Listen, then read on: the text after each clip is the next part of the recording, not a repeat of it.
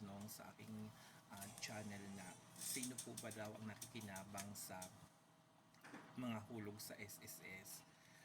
Una-una, natural, syempre, ikaw na SS member, ikaw makikinabang sa hulog mo sa SSS.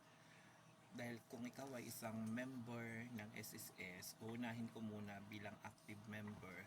So, pag sinasabing active member, ikaw ay employed. So, pag employed ka, every month, meron kang contribution. So, tuloy-tuloy po yon. Ngayon, kung ikaw po ay self-employed o voluntary member, basta religiously ka naghuhulog ng iyong premium or contribution, natural, ikaw na SS member, makikinabang yan. So, ano po bang mga benefit?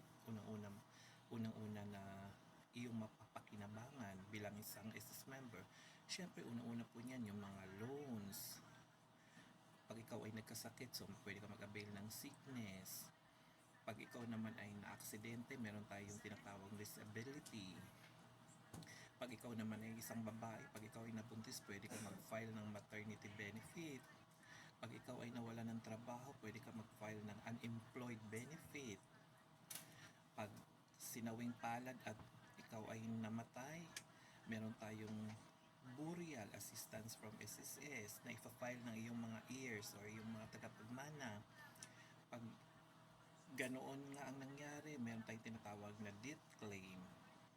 Pag namatay ang isang member, pero pag siya ay pag ang isang member ay sinuwerte at umabot naman sa retirement age, nag-reach ng 60 years old, meron po tayong tinatawag na lump sum. Ito po yung lump sum, ito yung ibibigay ni SSS kapag hindi kayo qualified for pension, yung mga 120 months below.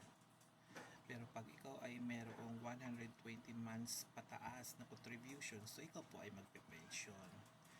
So, ganun po ang benefit ni SSS. Yun po yung sagot dun sa tanong nyo na kung sino po ang makikinabang sa mga hulog ni mga hulog or premium or contribution po sa SSS.